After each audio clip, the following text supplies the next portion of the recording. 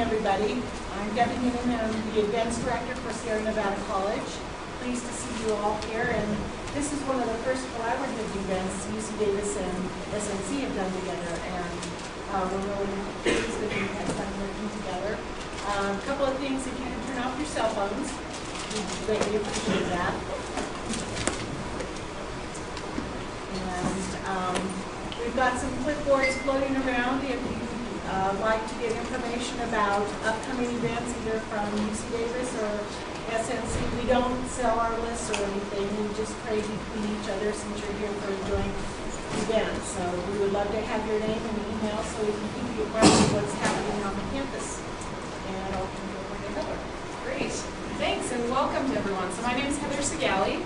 I'm the Education and Outreach Director for the UC Davis Tahoe Environmental Research Center. And we host monthly lectures here at the Tahoe Center for Environmental Sciences on various topics related to the environment, related to science, related to issues that are important.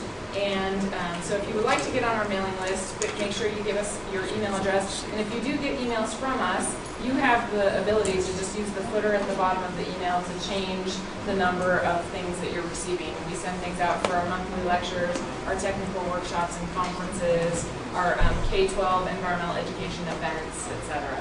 Our next lecture is going to be on March 22nd, and it's related to climate change in the oceans with an internationally renowned climate scientist, Dr. Howie Spiro, also from UC Davis. But tonight, I would like to welcome Professor and Dr. Dan Sperling, who is with the UC Davis Department of Civil Engineering and Environmental Science and Policy. He is also the founding director of the Institute of Transportation Studies at UC Davis, and author of over 200 technical papers and 12 books, including the book that has this, the title of this lecture, which is 2 Billion Cars Driving Towards Sustainability. And I saw him on The Daily Show with Jon Stewart, so another claim to fame. And his books are here, so if you would like to purchase his book, at the end of the lecture, they're here and you could get that signed. And Tobias over there is holding one up and has them available. There's lots of those, so if anyone's interested. But let's please give a warm welcome to Dr. Dan Sperling.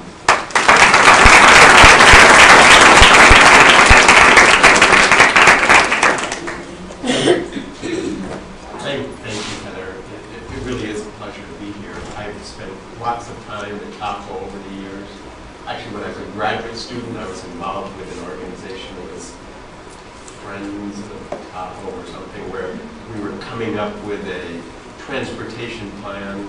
We were going to have rails, a light rail around the lake. I think people are still talking about that quite a few years later.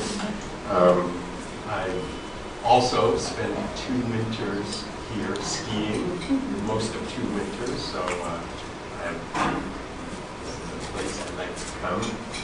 So I really am pleased to be here. And so you see here my subtitle. There's the word regulator in here. And so one thing that Heather left off from my intro is that I serve on the California Air Resources Board. I'm a board member for the California Air Resources Board. And how many of you have heard of CARB? Is that good news or bad? I've heard people say it's the most powerful agency in California, and usually the ones that saying it are not meaning it as a compliment. But so I have a lot of experience both on the policy side as well as the academic side, and it's partly from that point of view I'll be talking to you today. So just a little background. So this is the Institute of Transportation Studies that I head up at UC Davis, and we do all kinds of studies of transportation.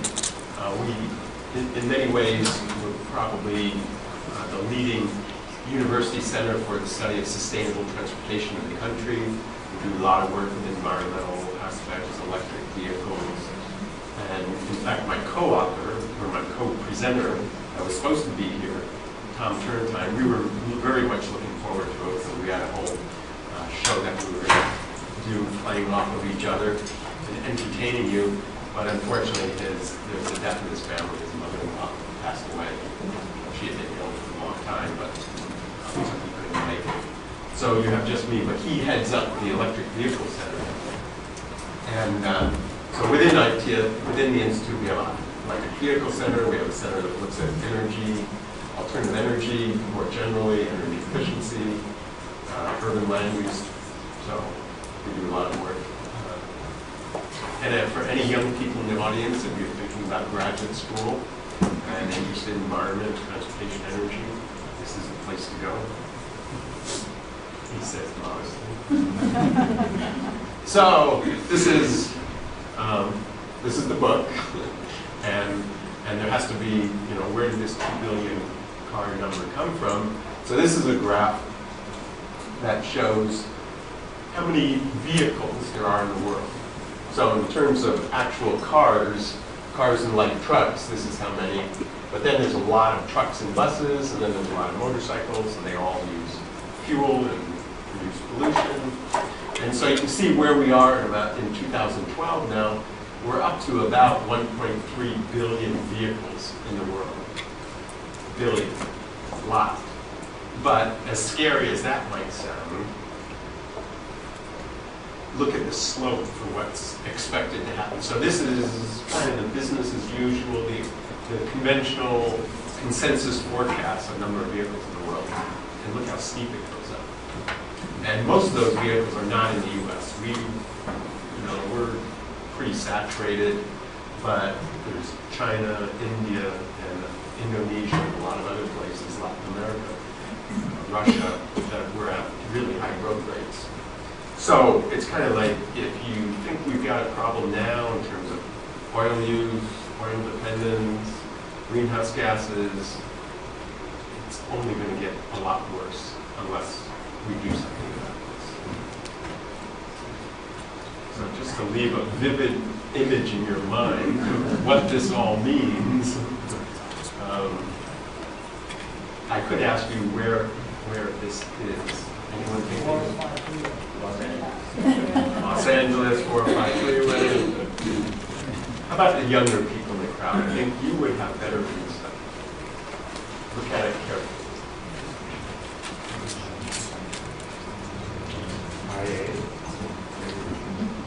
I heard it over there. It's photoshopped. Yeah. If you look, there's a lot of cars that keep reappearing, and a lot of lanes of vehicles that keep reappearing. So this is the cover of Time magazine 6 years ago. 6 years ago, about climate change and how serious it is. And it's only, from that point, it's only gotten a lot worse. There's a lot more greenhouse gases being emitted in the world, a lot more vehicles, and the climate science is a lot more certain about the impacts of all that greenhouse gases, all that carbon dioxide we're pumping in, and the effect on the climate. And kind of just as part of this introduction, this is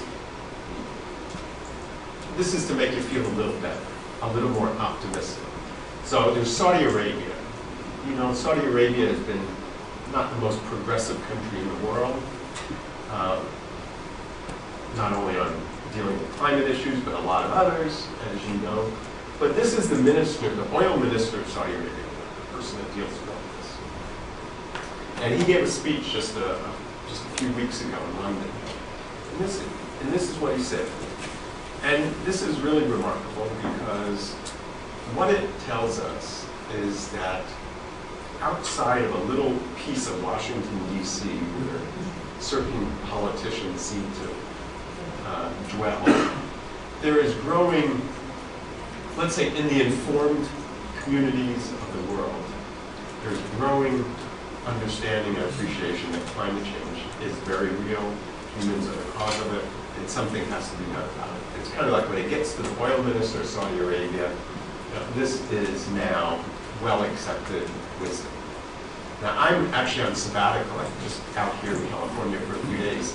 I'm on sabbatical in Washington, D.C. So I know what I'm talking about. Did you take that place or did you get sent there? Get banished there. I went there not because I wanted to see the politicians in action, but to understand the policy process better. And I am involved. Some of the things I'm going to talk about is taking some of the ideas that we've developed here in California, some of the policies here, and seeing if we can bring them to Washington, some of the different policy instruments and policy approaches. So if you have it, actually, feel free to ask questions anywhere along the way. There's lots of interesting things. I'm even willing to digress along the way a little bit. We've got plenty of time here, so I want you to enjoy it, feel engaged. But so what I am going to talk about is transportation and energy and climate. And as I indicated before, climate change is really becoming a more severe challenge. And it's becoming more certain that we need to do something about it. And transportation's a big part of the climate problem and a big part of the oil problem. Transportation in the world, accounts for half of all the oil consumed. But in the United States, it accounts for 2/3 of all the oil consumed in the US. So to the extent there's an oil problem, it's a transportation problem. And transportation also accounts for close to 1/3 of all the greenhouse gases, CO2 and greenhouse gases in the US. So transportation is a big part of the problem, and therefore has to be a big part of the solution. So another way of looking at that is we can't go on the way we've really got to change the transportation system. We've got to transform the transportation system. And a simple way of thinking about it is I present it as there's a three-legged stool. And I'll show you the stool in a moment. But its three legs are the vehicles, the fuels, and the mobility, the users, us. And we have to make major changes in all of those if we're going to create a world that doesn't head towards some kind of cataclysmic, catastrophic end. And I'm going to tie this together a little bit in talking about it in terms of what California's done. So California, as many of you know, pioneered car-centric living in cities, car dependence. And maybe because we did that, or maybe because in California we went so far, to one extreme, there's been a realization of that. And now there's actually some of the most innovative, progressive policies dealing with transportation changing are coming out of California. And so the Air Resources Board that I sit on as a board member, I hold the transportation seat on the Air Board. And that is what we're tackling, is the transportation sector, as well as others, but I focus on transportation. So in California, I know we're not in California, but we're close.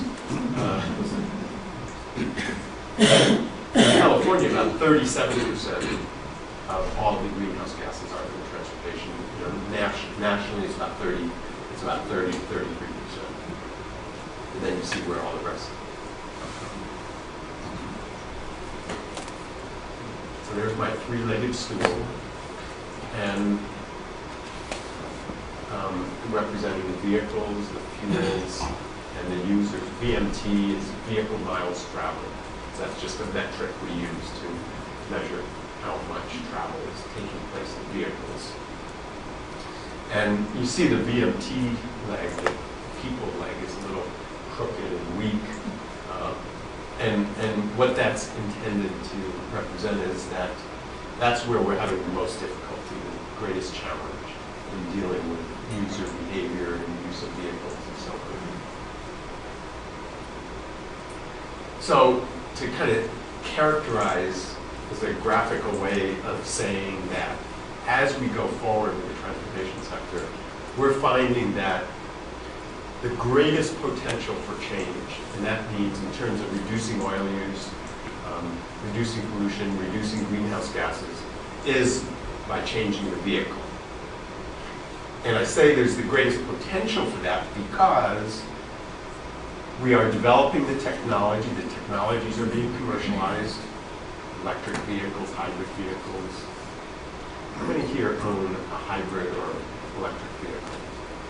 It's environmentally, yeah, probably 10%, 15%. That's pretty good. Higher than the average. So the vehicle, so there's a lot happening with vehicles, and there's going to be a lot more I'm going to talk about in a moment. Vehicles are going to be changing a lot in the coming years.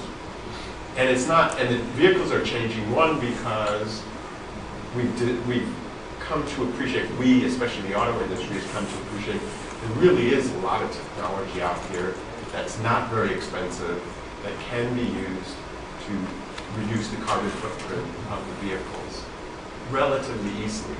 And so what we see going forward is we have the policies in place, the technology there, the automobile industry is now on board, and that by itself is a huge turnaround. When I started writing that book, the motivation for that book was I was just angry at the automobile industry, mostly the Detroit companies, because they had blocked all energy policies and greenhouse gas policies dealing with transportation for 25 years. I'll give you some numbers on that in a moment. They blocked it. So when I started working on the book around 2006 or 2007, I said, we've got to bring attention to this. We've got to change it. We've got to change it. So that really got me motivated to write the book. But now it turns out that they're fully on board, and I'll talk to you a little bit about it. It's really remarkable, the auto industry. They're not the bad guys anymore. So that's where we're seeing the most change, the most hope. The fuels is a lot more problematic. Trying to get vehicles that run on electricity or biofuels, we're making very little progress. We're making a little bit. That's why the box is smaller, the ellipse is smaller. And then the mobility policies in terms of changing our behavior, getting us to drive less. We're making progress there, but even less than it's the most challenging. So here's the vehicles. So this is what I was telling you about. This is from the early 80s all the way up until 2005 or so. There was basically no change in the fuel consumption of vehicles. The fuel economy, the miles per gallon, basically didn't change for 20, 25 years. And it didn't change because, at least on a policy perspective, the industry was blocking every effort to introduce more aggressive fuel economy standards. And that changed. And it changed the source, the motivation, the catalyst really came out of California. In 2002, the state of California passed a law that said that the fuel economy and the greenhouse gases of the vehicles must be improved by 30%, by 30 to 40% by 2016. And as I told you about the auto industry, they weren't very excited about these kinds of policies, and so they fought against it. They sued California, but it wasn't only California, it was 10 other states adopted it. There's a law in the U.S. that says for air pollution in vehicles, it says California, that there's a federal standard for vehicle emissions pollution established by the EPA and the Congress. So everyone has to follow it.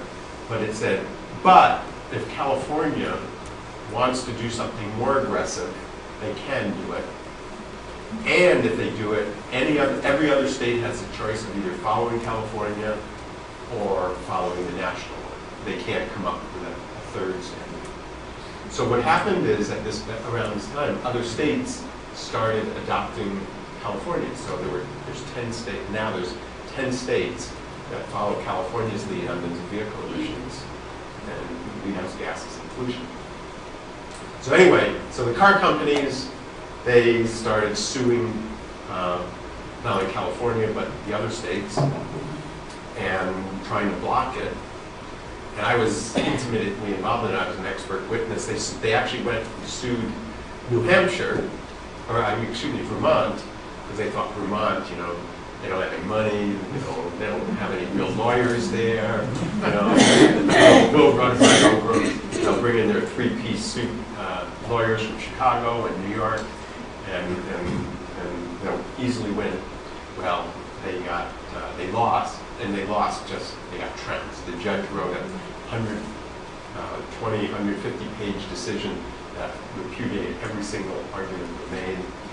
So, but then, this is partly a story on how policy is made. That's partly what, that was the part about policy wonk. So I really got excited about, if we're going to change things, we've got to change policy. So the other part of it was that,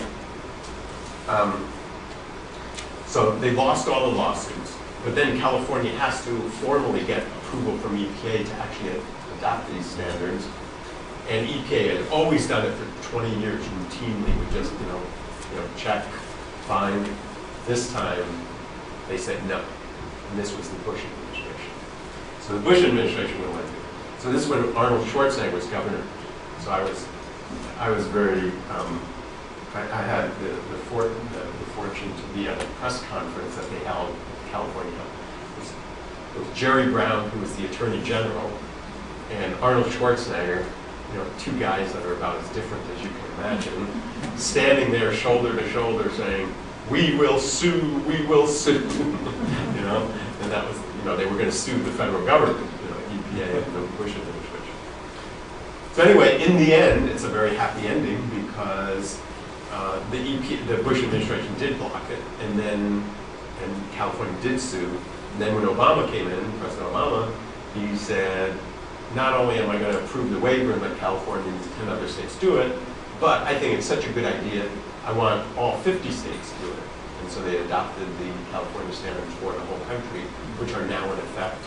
And that's why our vehicles are becoming very much more efficient every year now. And so that was through 2016. And now we have new standards that California just adopted our air resources for, going through 2025.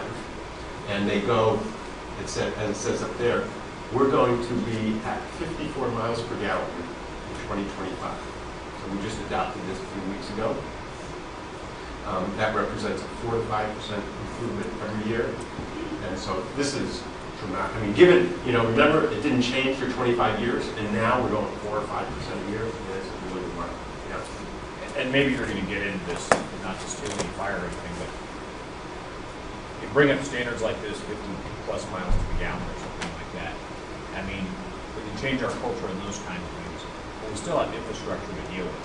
And we still have to transport goods, and someday maybe we'll get back to manufacturing in this country and doing our own types of goods and those kinds of things. With that, and the lack of funding with a bill that's been through I don't know how many continuing resolutions, how do we pay for this infrastructure so that we can maintain and maybe get back to being a producing type of nation?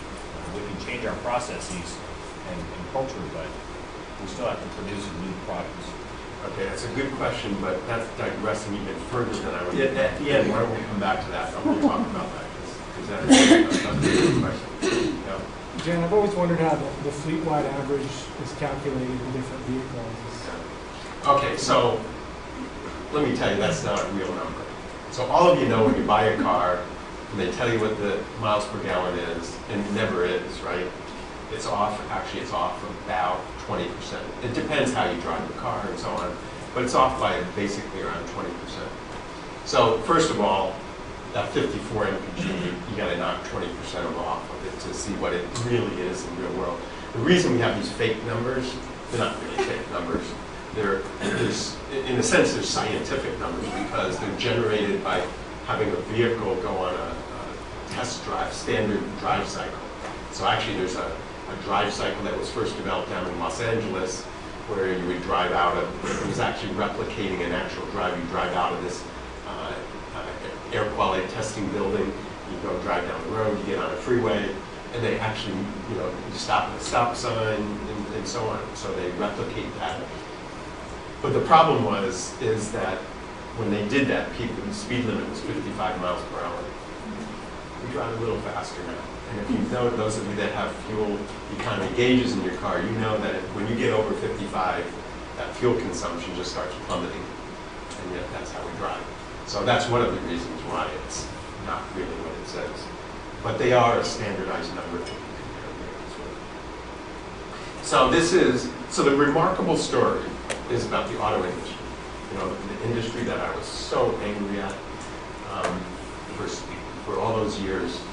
And now this is where, last July, where these are the CEOs of all the major car companies. They sat there, they stood there with President Obama with a smile on their face and said, we are fully behind this 54 mile per gallon standard in 2025. Even 2 years ago, that would have been inconceivable, absolutely inconceivable.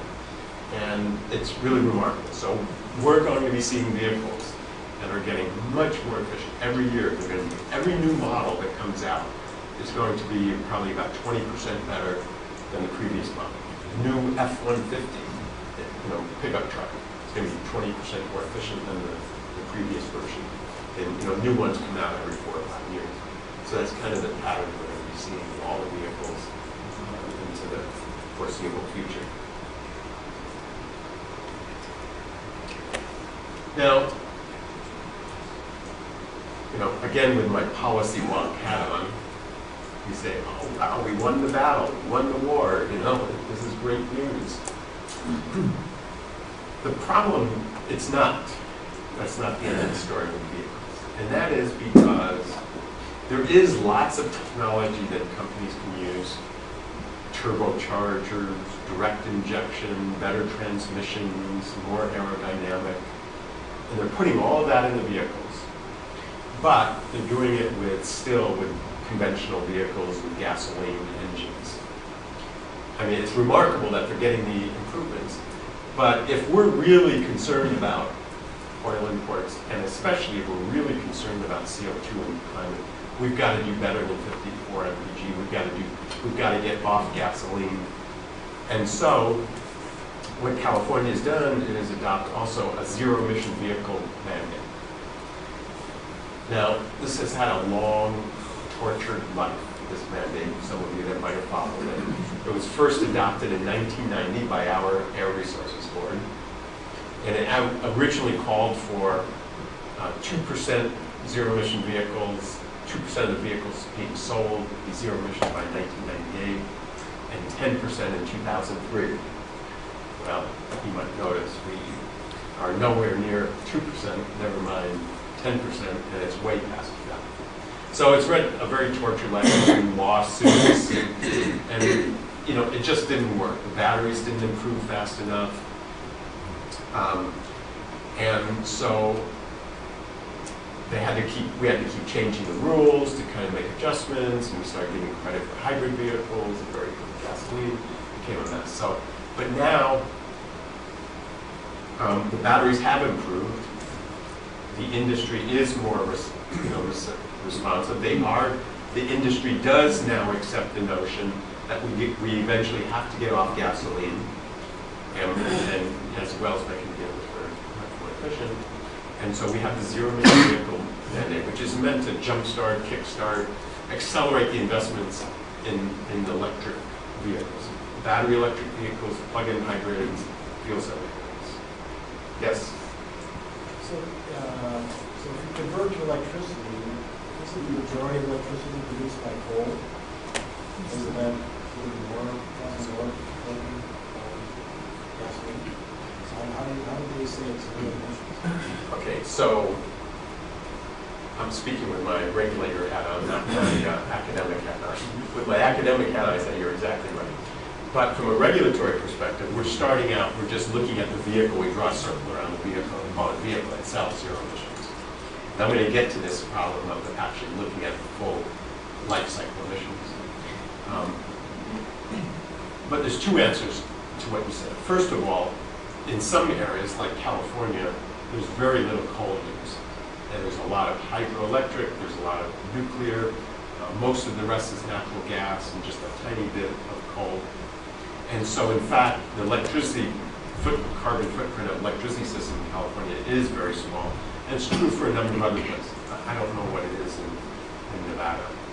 Anyone know how much coal is used in Nevada? A lot. California's not even. All right. So, okay. So the second part of the answer is that. So there's some places where it's already low carbon. The other part is that we are in the U.S. and the world going to be reducing the amount of coal we use, making the coal more efficient and clean, making a cleaner, lower carbon system, even when you use coal. And so it's partly we got to have faith that that part of the process moves forward in terms of regulations and policy and so on. And it is happening. So by the time we have a lot of electric vehicles, hopefully the electricity system will be much lower carbon than it is.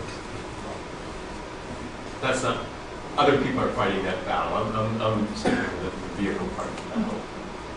So we have the zero emission vehicle program. We have some other incentives also. There's a federal incentive. If you buy an electric car, there's a you get a $7,500 tax credit when you buy it.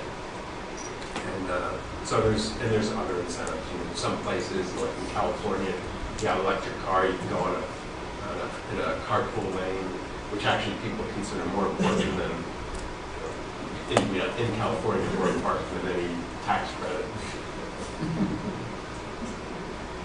And so this is kind of a slide to emphasize what I said a moment ago, that if we're really headed towards a future of low oil and low carbon, and that is the policy in California, in Europe, in Australia, in a lot of countries.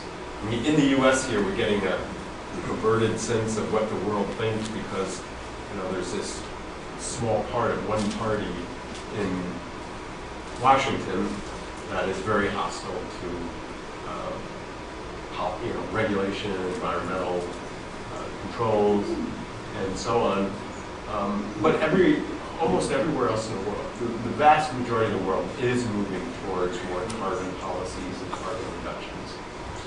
So in any case, so here's where we're, when we looked at 2050, we say, okay, how do we get to this future in terms of vehicles? And to get to that large reduction, this is a scenario that we used from the California Air Resources Board as the basis for the policies that we adopted from the zero emission vehicle program.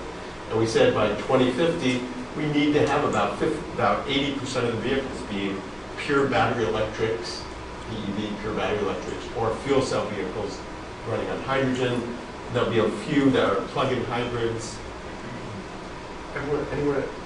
Does everyone know what a plug-in hybrid is? Okay, so most of you know. Think of it as a Prius where it gets some of its electricity from a plug. So right now, a Prius gets all of its electricity from gasoline. The next step, Toyota is actually going to start selling one. The General Motors Volt, the Chevy Volt, is a plug-in hybrid, because it gets some of its power from electricity. And then some standard old gasoline hybrids will probably still be around, can be part of this. But conventional gasoline vehicles, will be gone by that time, almost gone by that time. So we figured, how did we get there? We went back to, 2015, 2025, how much do we have to be? And that's how we designed these standards. And what it is what we're requiring is that, as part of the rules that we just adopted a month ago, in 2025, in California, there'll be about 1.5 million of these zero-emission vehicles, near zero-emission vehicles, accounting for about 15% of the vehicles on the road. Yes? Getting the emissions for a moment. What's the economic cost of running a car like this versus gas? Well, today it's very expensive. So I know there's a number of you that have electric vehicles. You know they're expensive to buy them. You're asking to run them. So the vehicle costs more, but the energy is much less. To run. Right. To run them is much cheaper. It's it depends if you have using off-peak rates or where you are and so on. But it's, miles per gallon. Yeah, but it's miles per. It's less than megawatt. half as much cost. A fourth to a half as much cost for the electricity as for the electric vehicle owners. And the maintenance is a lot less. And the maintenance is what? The maintenance is considerably less on an electric vehicle versus gas. That's right. So with an electric vehicle, you have essentially no moving parts. And so you don't have all those liquids, parts, mechanical. So the maintenance should be a lot less as well. Yes? So when you say that, does that include the recycling or the, you have to replace the batteries in the hybrid too? Because that comes up pretty quickly, 60,000 miles, so that's $4,000 or $5,000. Well, it should not be at 60,000 miles. In fact, they're warranted for 80 or 100. And in fact, some of the others will be warranted for more than that. But the batteries are clearly very expensive. The batteries are clearly the most expensive part of the vehicle. And the future of electric vehicles. So the future of electric vehicles is, it's unclear how it's going to play out. So like in this scenario, you see that California developed the ARB. The fuel cell is bigger than the electric vehicles. It could be the other way around. This could be all electric, and fuel cells will be a small part of it. We don't know how much progress is going to be made with batteries. And the batteries are getting better every year.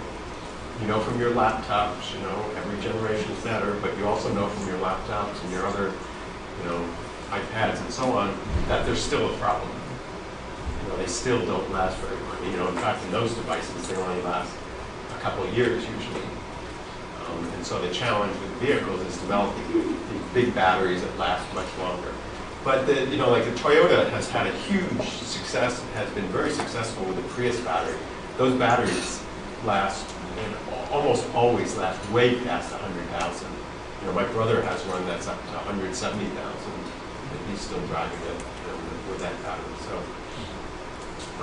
we'll see.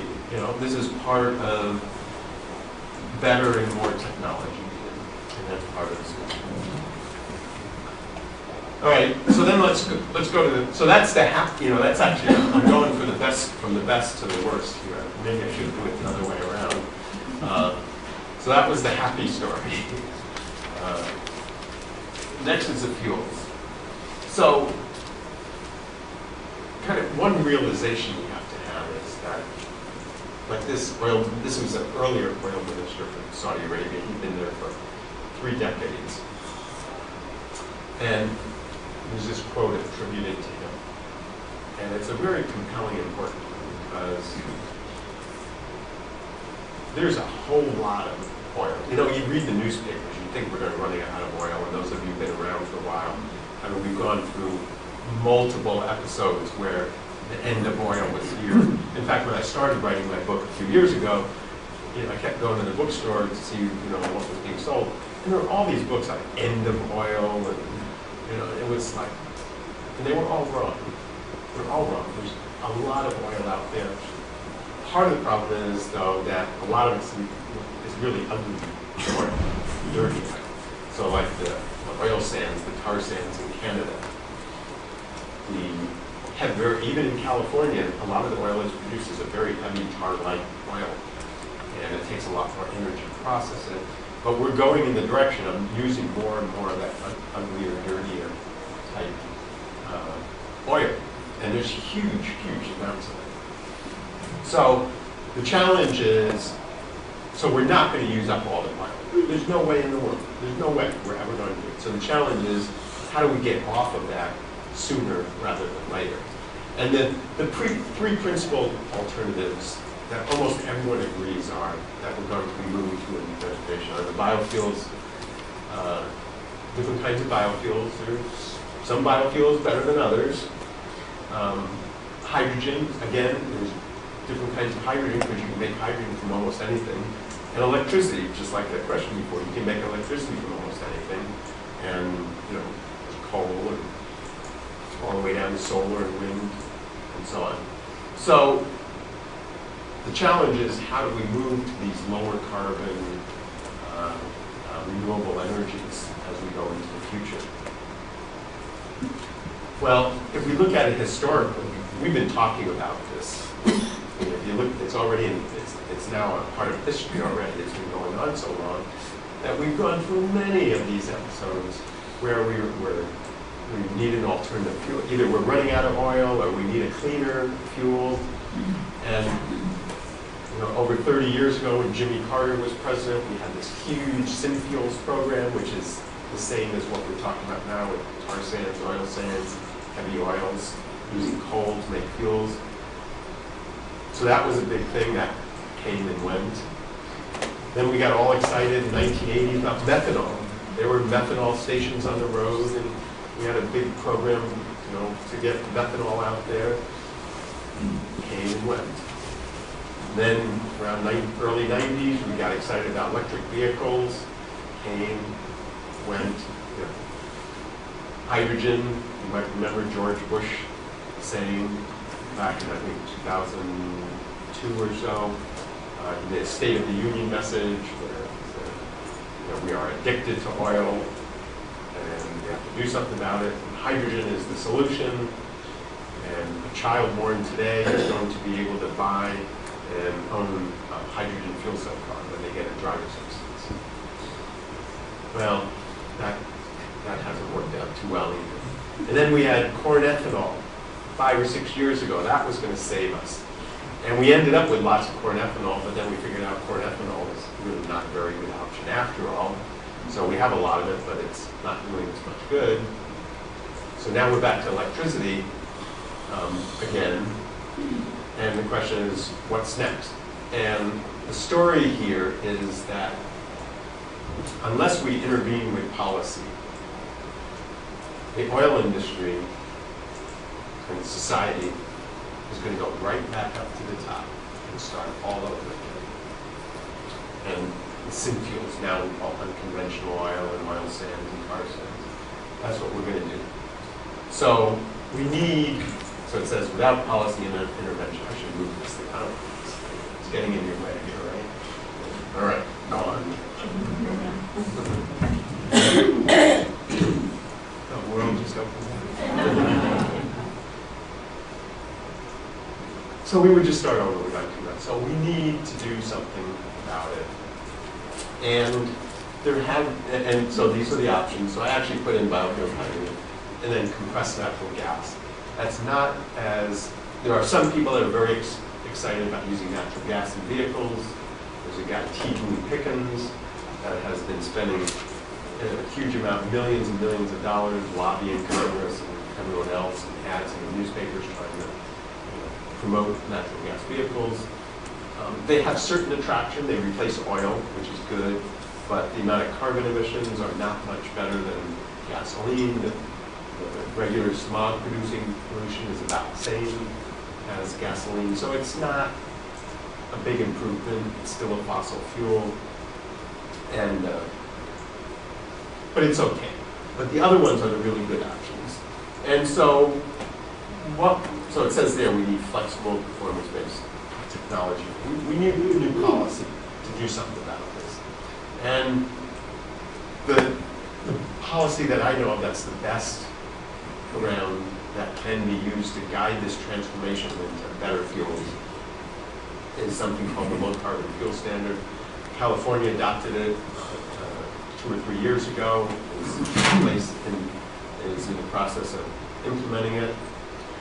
There is a little side note there that the oil industry has sued, not only the oil industry, but the corn ethanol industry has sued California to try to block it. And so, painfully I have to say, one of the most promising professions in this country is the law. There's lots of jobs and more jobs. The downside of that is the rest of us, with all these lawsuits and all this litigious approach really creates a much higher cost, slows things down. Sometimes it does it for good, but a lot of times not. And so we adopted in California, the European Union has adopted a program very similar to this as well. There's a number of states that are seriously considering it, including Washington, Oregon, some of the other states. And this is just the idea. I'm not going to get into the details of it. I'd love to, that's my policy law nature. But very simply, what it says, it tells the oil companies they have to reduce the carbon intensity of their fuel that they sell by 10% by 2020 and we don't care how you do it. You can add biofuels into your fuel, ethanol or some other kind of low carbon fuel. You can sell natural gas, you can sell electricity, you can sell propane, or you can buy credits from an electricity supplier that's selling electricity to electric vehicles, or any other company that's doing any of those things. So there's a lot of flexibility. It's performance-based because we don't tell them how to do it.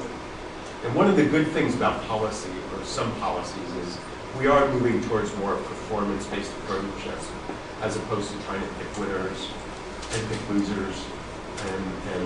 And so, you know, we are moving in that direction, and this is an example of it. And so this provides a framework. So now every oil company knows it's got to reduce the carbon intensity, and they've got a time frame, and our lawyers didn't get in the way. They know when the deadlines would be. And so we're moving forward, and different parts of the world are as well. So I'm pretty sure this is a policy that eventually is going to be adopted more broadly. Yes? Is that 10% reduction the full life cycle reduction? Or? Yes. So one of the interesting parts of this is the first major policy in the world, I believe, that uses a life cycle concept as part of it. And what that means is, like with the electric vehicle, you know, I said it's zero emission, but it's not really, because there's all that emissions from where the electricity is produced. And just the gasoline, when you make the gasoline from the refinery, there's emissions just because you're transporting the fuel. There's a lot of energy used for that. Just taking it out of the ground. There's lots of, you know, upstream, there's lots of emissions. And so that's a life cycle. And we're using that life cycle concept here. And we're going to do more and more of that as we get into greenhouse gases and climate policy. You have to do that. You have to look at the whole life cycle. And so we're going to see more and more of these kinds of policies. Yes? I was just wondering, with the credit trading part of the policies, if you think that's something that's going to like stay in future policies, like for a long time to come, because it doesn't, I mean, as much as it makes sense now, because you have to give incentive for people to reduce carbon, it's not really a sustainable idea into the future because it still allows far too much pollution to happen and people just buy it off. Do you think that's something that would eventually get faded out of policy, or does that kind of have to stay because there has to be a money motivator? Okay, so I hear where you're coming from. But so there's different ways of responding. So the way it works here is that it'll be, so every year, think of it, every year they have to reduce it by 1% until they get to 10%, and then at some point we'll adopt new numbers. So this is a trajectory all the way into the future. So the credit trading means that it really just gives them flexibility. If they can't do it fast enough, or it's too hard, or it's too expensive, they can buy it. But every year it's getting, the target is getting tighter and tighter. And so, so your concern doesn't happen because of it. If you just didn't tighten it up, then that might be, but we're tightening it up every year. Yes? But isn't it true that they're buying credits from companies that are zero emission? And so like Tesla, for example, that only makes electric vehicles, so they'll have credits to sell. They aren't paying to pollute. That's right. So that's right, because there has to be emission reduction somewhere. So this isn't kind of, you know, hot air type credits that we used to talk about. These are real reductions. It's a reduction by someone else that they're using to cover their reduction. From my point of view, that's fine. I don't care who does it as long as it happens, right? And, you know, if you did it with local air pollution, you might be more concerned because bye-bye. It's those darn batteries.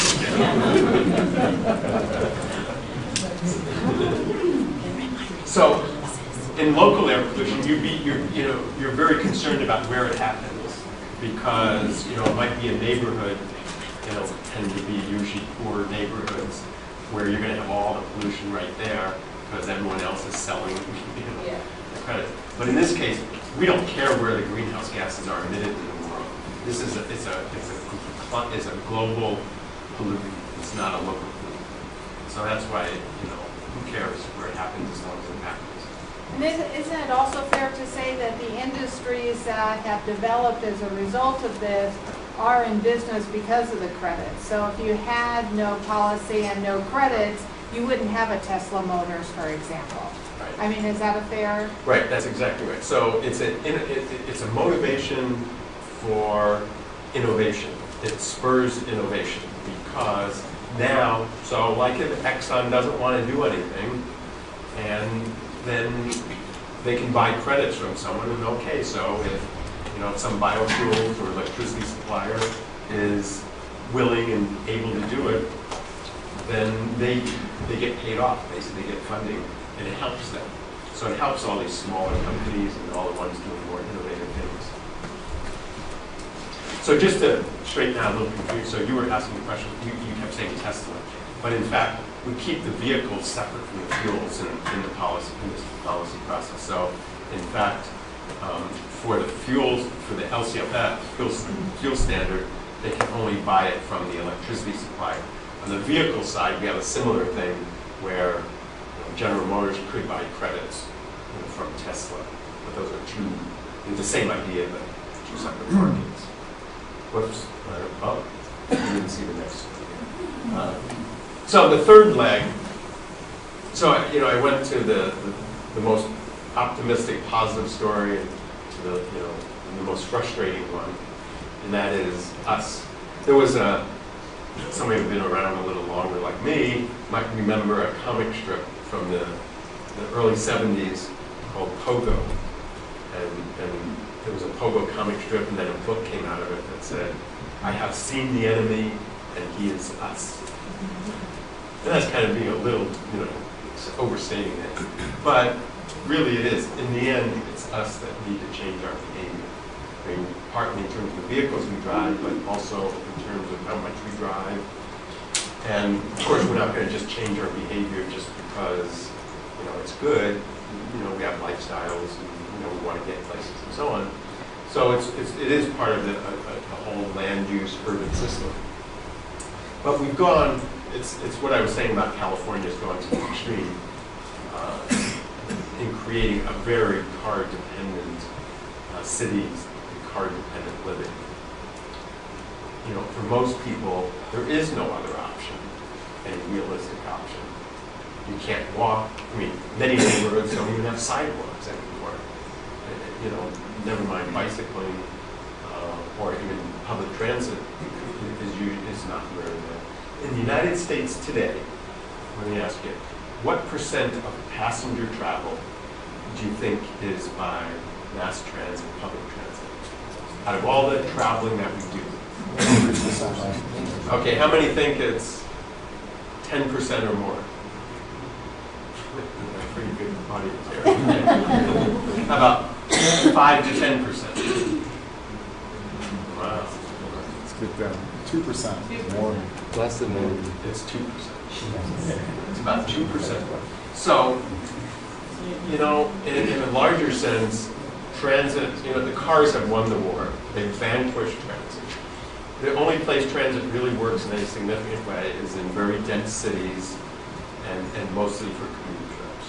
So I'm living in Washington, D.C. now, and I use the metro there, and it works great, but there's not very many places like that. And that has pretty good density there to support it. So we've created a transportation system. I call it a monoculture because we all depend on cars to get around, and it's even worse than that. So it's all cars serve all purposes. So we don't specialize our vehicles. We have SUVs to go down around the corner to pick up our 6-pack of beer. Just like we do to, people in the Bay Area to come up here, we have, so we don't specialize our vehicles. We don't have, for instance, neighborhood vehicles for that local trip and then another vehicle. After all, in the United States today, we already own more than one vehicle per licensed driver. We have 1.15 vehicles per licensed driver. We got plenty of vehicles. most households have fleets of vehicles now. And they could very easily specialize their vehicles. But we've created a system where all vehicles are expected to serve all purposes, all roads serve all vehicles. So it would be dangerous to drive a neighborhood vehicle on the road. So you have to specialize the roads more, specialize the vehicles. And we can come up with all kinds of new transit services that actually could be better than a car-based system. You know, think about it. Is it really that getting in a car and driving it is really our ultimate desire, fulfills us so much? Take an example. I mean, wouldn't you rather be chauffeured, as an example? I mean, if someone came and picked you up and took you where you're going, wouldn't that be better? Wouldn't it be better if you had access to different vehicles, and if you wanted to go take a drive around the lake in a sports car, you had access to a sports car? If you needed something to, you know, carry a bunch of stuff around, you had access to a pickup truck, but that you didn't have. And so that, you know, that you would have essentially a whole large fleet, but access to it, you wouldn't have to own it all. You know, that idea is car sharing. And if we could expand the concept of car sharing, where you know, had easy access to a lot of different vehicles when you needed it, that would be better than what you have. If you had some service that came and picked you up, took you where you wanted to go, even if it took a little bit longer, you'd probably prefer that.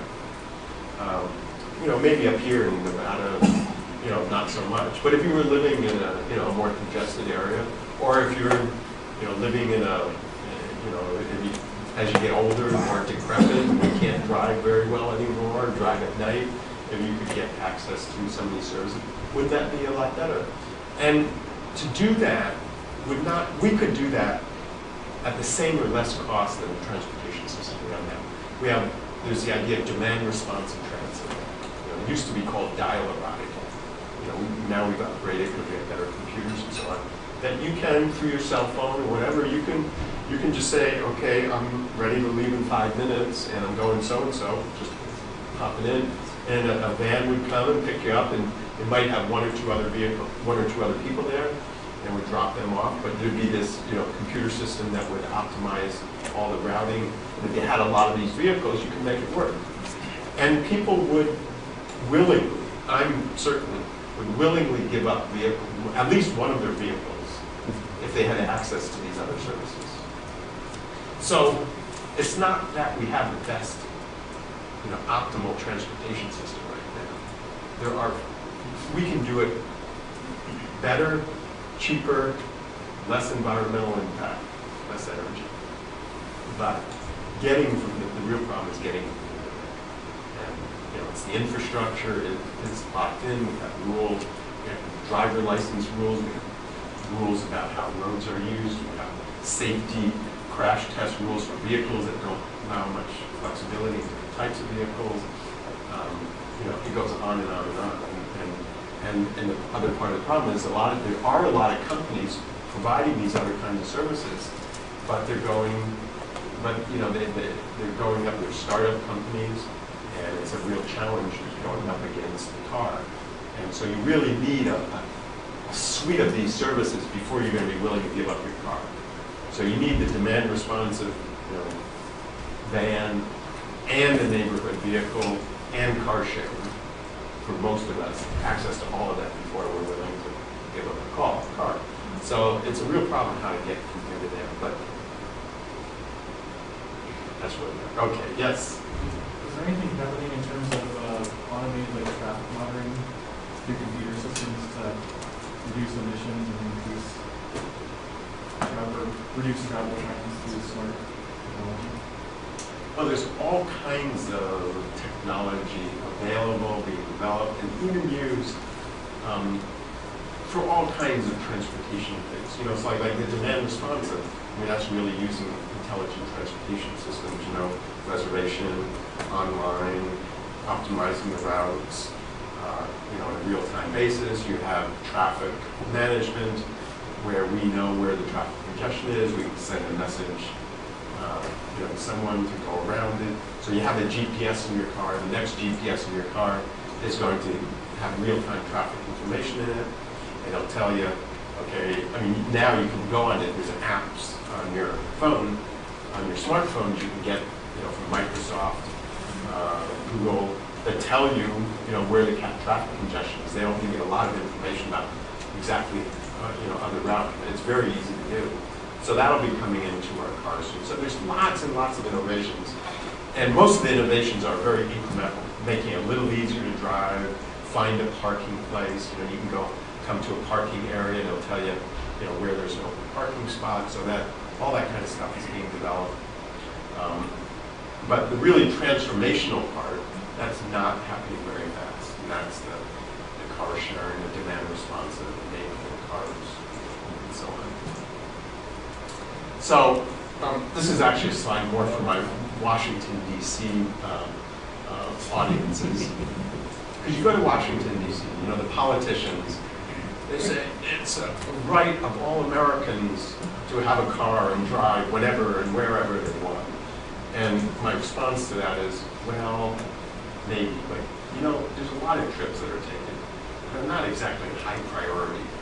I mean, if that person, got out of the car and walked with their dog, first of all, it would be better in so many. They'd be healthier, they'd use less energy. So, this is kind of extreme, but it makes the point that there's a lot of trip making that we do that's not really high priority or high value.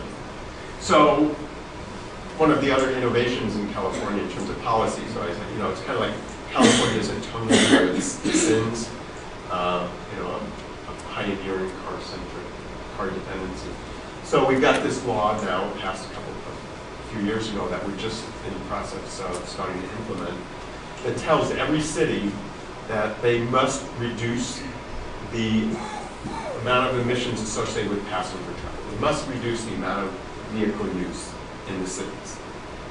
And the targets are, right now, are 6 to 8% reduction per person by 2020, and about 15% reduction per person by 2035.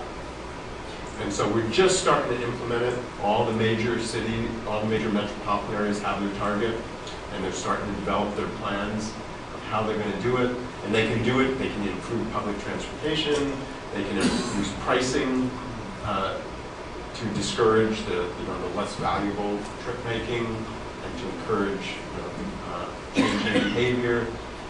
They can use it to change land use patterns so people don't have to drive as much. So we're not telling them what to do, we're just telling the cities you got to do something. And so that's, I think that's a good policy innovation that I hope to see spread around the rest of the country and the rest of the world. We are doing it on top of the So I meant to ask someone about that. So, we are overseeing that. So we negotiated a target for every area. Is there a target reduction for TRPA? Yes. Yes. Do you know what? Clarified in SB 575 that the Tahoe MPO, which is a virtual MPO, has the same SB 275 targets. Okay. Okay. We are doing that even as we speak. All right, bravo. So, I've already told you the story. California's taking a lot of initiative here. These are just this is a summary of everything I told you about, kind of a timeline of when these policies and rules and so on have been adopted. And you see it goes back to 2002 with the vehicle, starting it with the vehicle emissions and the greenhouse gases for vehicle, going all the way up. This is the SB 375 in 2008 is the one that's just been talking about. The low carbon fuel standard in 2009. Cap and trade was adopted last year, 2 years ago. And then here's a box responding to the one about electricity. So in California, we require now that by 2020, 33% of electricity must be made from renewable energy. And most states in the country actually have a rule similar to that. Most of them not as aggressive, but they're doing the same thing. So this is for the academics and the economists in the audience. I'm just flashing it up there because many people will say, and this is also probably for the Washington crowd more than others, is why do we have to do all this stuff? why don't we just, have a carbon tax, or just, isn't there something simple we can do? And the answer is kind of like how I was talking to you earlier about the justification of a zero emission vehicle program. There are all of these market failures, market flaws, market conditions that inhibit innovation, inhibit investments in a way that results in change being much slower than what's in the public interest. So the vehicles, let me just give you one example of that. So these new 54 mile per gallon standards, now you say, wow, that's going to be really expensive. It's going to cost consumers all this money. And in fact, the analysis is that it will cost about $2,000 extra for a vehicle in 2025. But along the way, you're going to be saving so much money from fuel that it's 2 to 3 times as much money is saved as it's going to cost you. Even if you look at it in a kind of year-by-year basis, since people normally use a vehicle lease, when you get a vehicle financing, so when you pay, your financing for a month, say for $2,000, the amount of extra you pay, $50 or $60 extra, you'll save more than that every month in fuel. So here's an example of a regulation that by itself will result in not only benefits the environment and everything else, but benefits the consumer. But the problem is consumers don't behave that way. We know that when we go buy a car that we don't want to be investing for the long term. If it costs more, I better get my money back in about 2 years, or I'm not going to pay that extra amount. So this is kind of helping people move in the right direction. Yes? You're in Washington, right? Just for 2 more months. Okay. How about we get That's all I can take. How about we stop letting the oil companies screw us? How about that policy? Well, I told you that the oil industry is the problem right now. And we need to, and that's what the low carbon. So my best answer to that, there's different things that can be done, but for the long haul, or to get us on a different trajectory, I think the low carbon fuel standard is the best way to do that. There's other ways, there's tax credits we're getting and so on, but we need them to behave in a fundamentally different way. And the way they see it is they have no reason to behave in a different way. We're making lots of money, thank you, and there's no policy that forces them or even motivates them to do it any differently. So that's the problem. Well, from my point of view as a policy, I want to change this policy to change the behavior. And yes, they are the problem. So anyway, so these are all the things. So each of those is a good, master's thesis. So this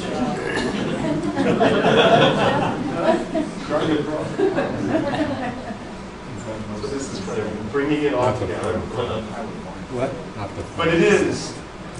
What California is doing is pretty remarkable in some of these policies. California's screwed up a lot of things, doing a lot of things bad, but this is one area in terms of climate policies where it's really putting in place a lot of good policies. It's really created a model for the rest of the world. And now we've got to figure out how to actually make it work before we get swept away. So, thank you very much.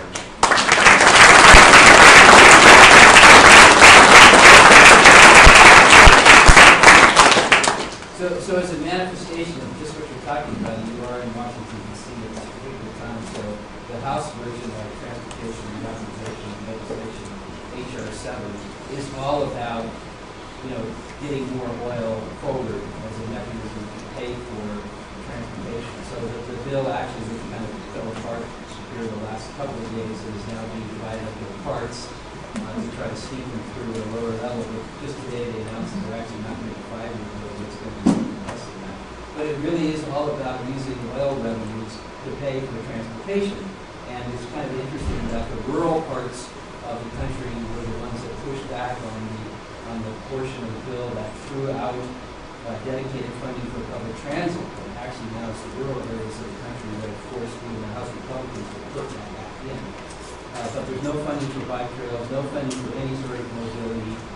The only sort of enhancements that are going to be funded are funded in areas that are eligible for CMAQ So, I mean, it's basically taking the last, 15 to 20 years of progressive transportation multimodal policy, throwing it out the window in favor of doing everything that you just said we shouldn't do. And so, you're in Washington D.C. at a time when, transportation policy is being completely unraveled by that very small portion of people who are not the educated part of the world that understands something has to be done. And, it's a tragedy. It's an absolute tragedy and embarrassment. And yet, it's very difficult to try to convince those few folks that they're going down the wrong road because it's politics and not common sense. And it really is indicative of the problem in Washington, D.C. It's symptomatic because everything you said is right. And fix this.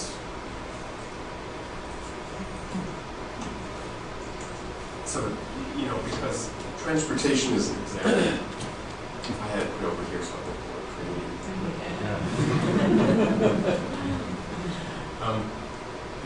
It's a good example. Transportation, investment in transportation infrastructure, transit, it's always been a nonpartisan issue. It's always been, all the bills that went through Congress always were passed with a huge majority.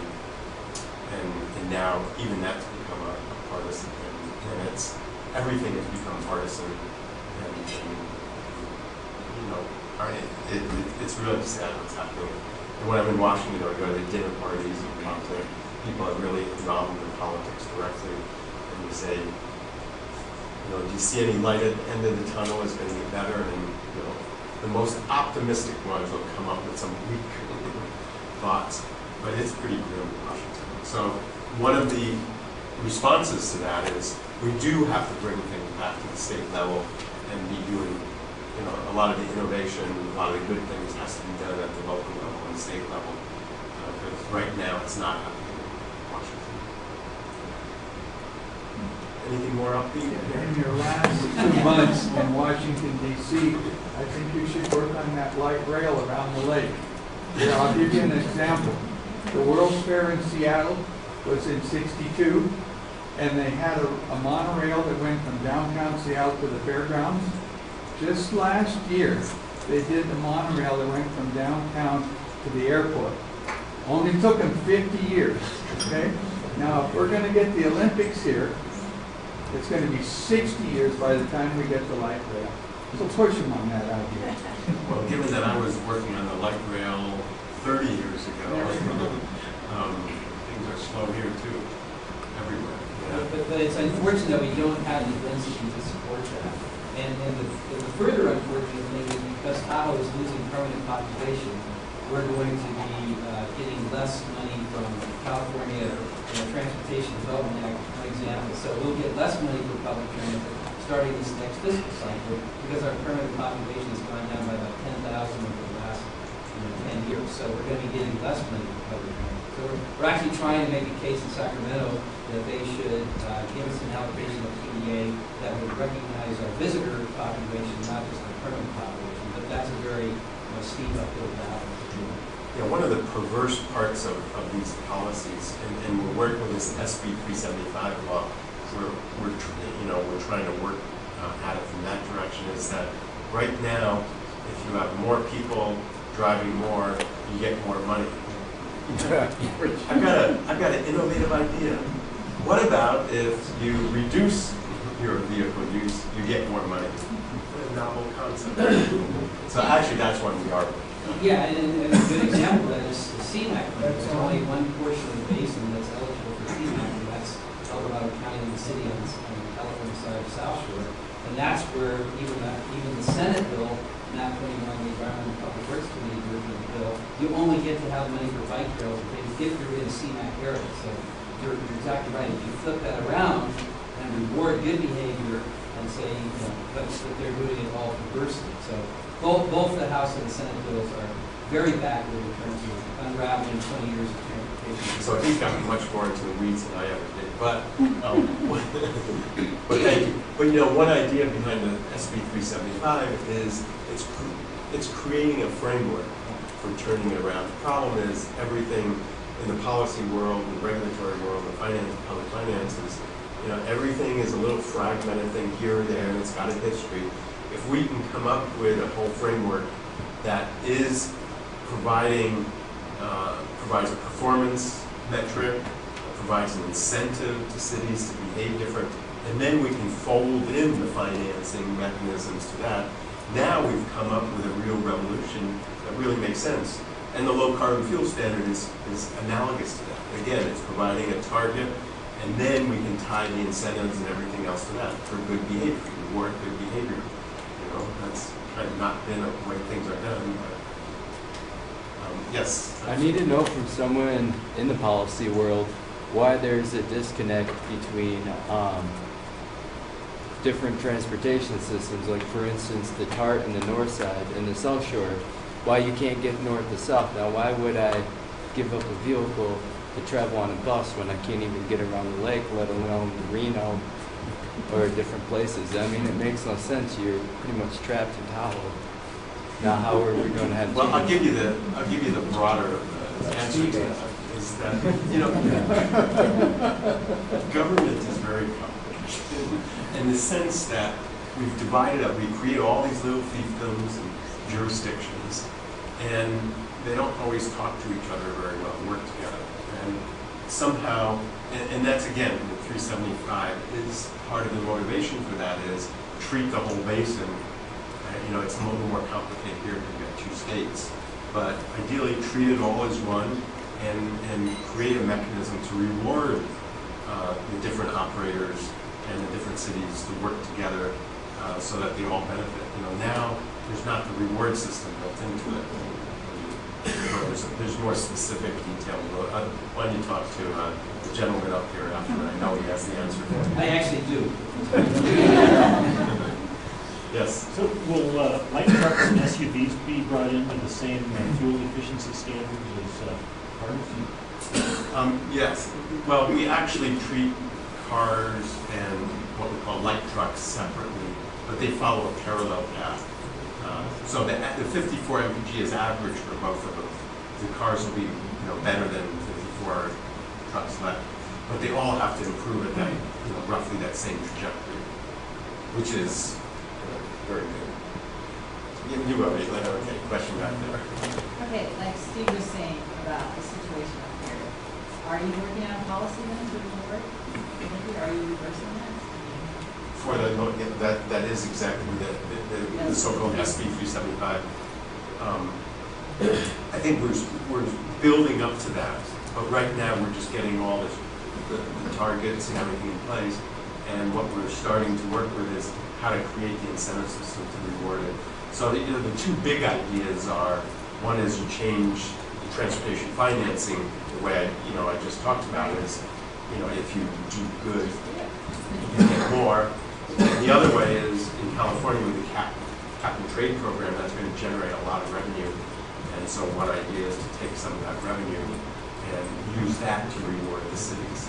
So basically, you know, cities are essentially bankrupt. They don't have any money. They can't do anything unless you provide funding. The good news on that is it's very easy to bribe them because they have so little money that you don't have to pay them very much to get them. That's the expectation. I can see that resonated with you. Yes. Could you comment, what do you think about James Hansen's idea about the fee at the point of production for carbon? Do you think that has merit? Do you think it's realistic? Well, the idea of a carbon tax more generally is a great idea. I mean, if you're an economist, you would think of it naturally because it's the idea that it's a source of pollution. It's external to the market system. So just make everyone pay for the pollution they're causing. They'll change their behavior and they'll reduce it. And I think that's so. It's a great idea. Politically, it's, you know, you can't do anything that's called a tax. You know, you can call it a fee, but you know, that usually doesn't work either. So there's the political challenge of it, but it is a good idea. But it is still, it's not nearly as simple and straightforward as people like to communicate. And that's part of what I've learned being in the real world of policy and regulations is everything turns out to be far more complex. But it's certainly, it's a good idea that should be pursued, but it's basically the same as cap and trade. It's a slightly, it's a little simpler version of cap and trade that basically does the same thing. So I think cap and trade is good enough, and we ought to, and that hides it, we make believe it's not a tax. So, if the politicians can do that, then okay, I'll go along with it. Yes? Yeah, but you have something like, you talk about the manufacturers of the vehicles, like the GM Bolt, for example. Look at how many of those they produce. It's almost like it's almost a joke, because they make fewer of them, they make them expensive.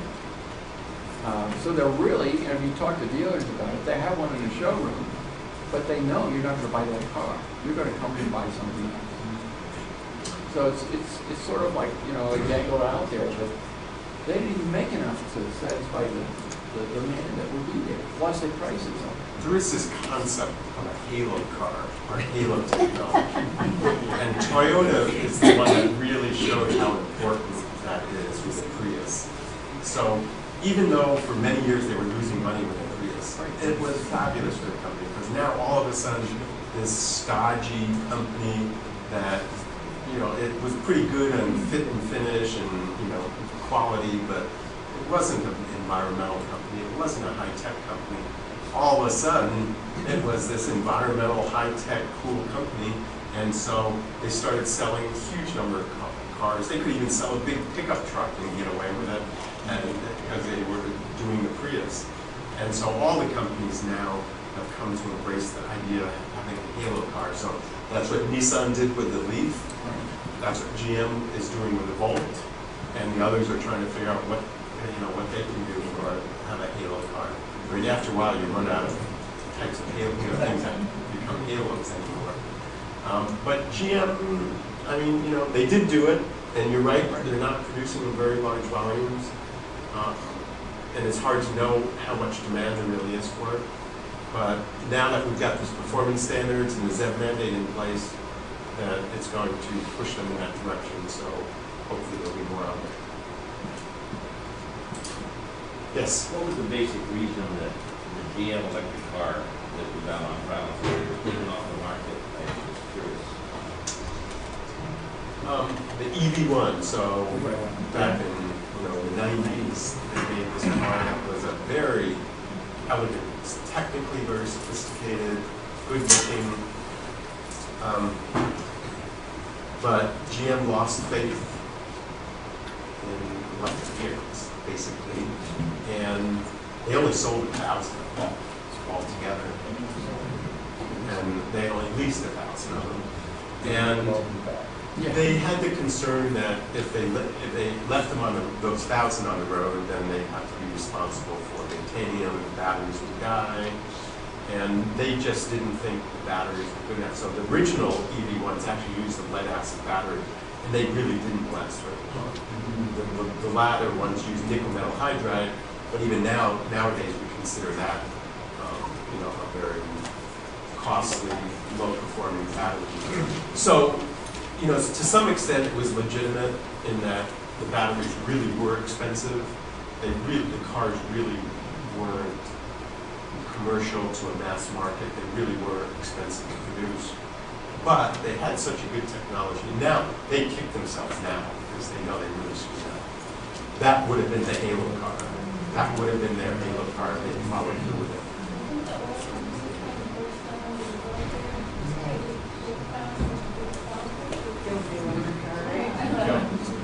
Well, I don't want to, I'll let everyone come up and ask some additional questions of Dr. Sperling. I just also want to mention that Tobias has a box of the book, 2 Billion Cars, and I don't want to keep Dr. Sperling here all night and keep everyone here all night, so I wanted to leave it open for people who want to come ask questions, but let's please give him a big, huge round of applause.